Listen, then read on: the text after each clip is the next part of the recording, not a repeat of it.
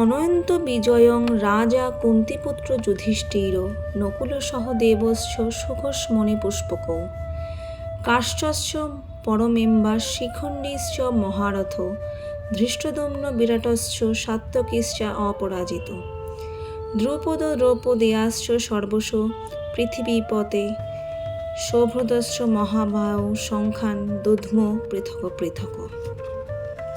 কুন্তিপুত্র মহারাজ যুধিষ্ঠির অনন্ত বিজয় নামক শঙ্খ বাজালেন এবং নকুল ও সহদেব বাজালেন সুঘোষ ও মণিপুষ্পক নামক শঙ্খ। হে মহারাজ, তখন মহান ধনুর্ধর কাশীরাজ, প্রবল যোদ্ধা শিখণ্ডী, ধৃষ্টদ্যুম্ন, বিরাট, অপরাজিত সাত্যকী, দ্রুপদ, দ্রৌপদীর পুত্রগণ, সুভদ্রার মহাপহলবান পুত্র এবং অন্য সকলে তাদের নিজ নিজ পৃথক শঙ্খ বাজালেন। সঘোষ ধাত্র রাষ্ট্রানাং হৃদয়ানি বেদরয়ত নভশ্চ পৃথিবীং চৈব তুমুলহব নূনাদয়ন।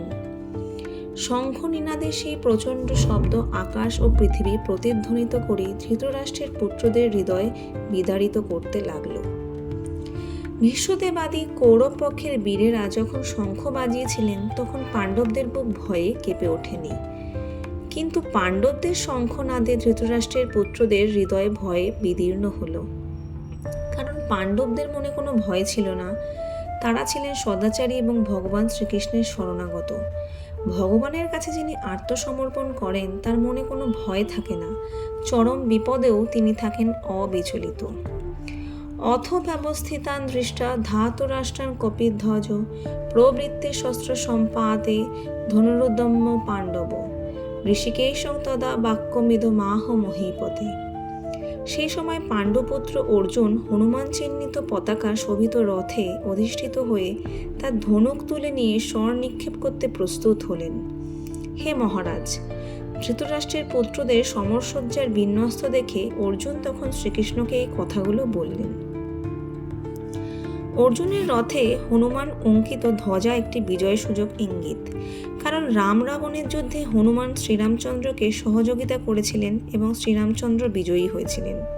কুরুক্ষেত্রের যুদ্ধেও অর্জুনকে সাহায্য করার জন্য তার রথে শ্রীরামচন্দ্র এবং হনুমান দুজনকেই উপস্থিত থাকতে দেখতে পাই। শ্রীকৃষ্ণই হচ্ছেন শ্রীরামচন্দ্র এবং যেখানে শ্রীরামচন্দ্র সেখানেই তার নিত্য সেবক ভক্ত হনুমান এবং নিত্য সঙ্গিনী সীতা লক্ষ্মীদেবী উপস্থিত থাকেন।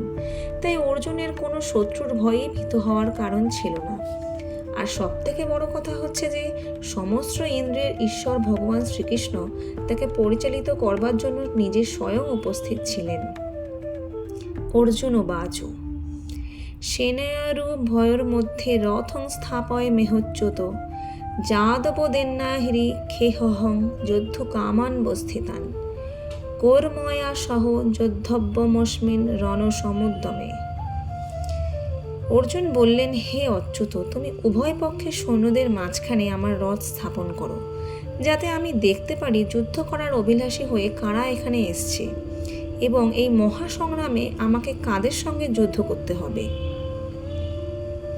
যদিও শ্রীকৃষ্ণ হচ্ছেন পরমেশ্বর ভগবান, তবুও তিনি অহৈতুক কৃপাবশে তার প্রিয় সখা অর্জুনের রথের সারথি হয়ে তাকে সেবা করে চলেছেন। ভক্ত সর্বদাই ভগবানের সেবায় উন্মুখ, ঠিক তেমনি ভগবানও তার ভক্তের কোনো রকম পরিচর্যা করতে সুযোগের অন্বেষণ করেন। ভগবান যখন তার কোনো শুদ্ধ ভক্তের আদেশ অনুসারে তাকে পরিচর্যা করার সুযোগ পান তখন তিনি অসীম আনন্দ উপভোগ করেন। ভগবানের শুদ্ধ ভক্তরূপে অর্জুন কখনোই কৌরবদের সঙ্গে যুদ্ধ করতে চাননি, কিন্তু কোনো রকম শান্তিপূর্ণ মীমাংসা করতে অনাগ্রহী দুর্যোধনের দুর্দমনীয় মনোভাব তাকে যুদ্ধে অবতীর্ণ করতে বাধ্য করেছিল। তাই যুদ্ধের আগে একবার দেখে নিতে চেয়েছিলেন তিনি যে তার বিপক্ষে যুদ্ধ করতে কে কে সেই রণাঙ্গনে উপস্থিত হয়েছিল। যোৎসমানান বেক্ষেহং য এত্রে হত্র সমাগতা ধাত্ররাষ্ট্রস্য দুর্বুদ্ধে যুদ্ধে প্রিয় চিকীর্ষ।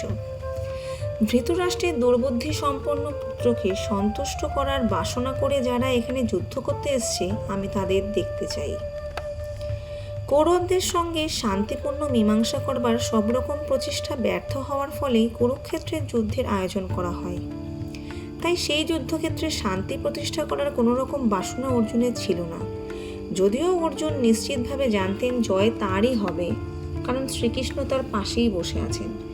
তবুও যুদ্ধের প্রারম্ভে তিনি শত্রুপক্ষের সৈন্যবল কতটা তা দেখে নিতে চেয়েছিলেন।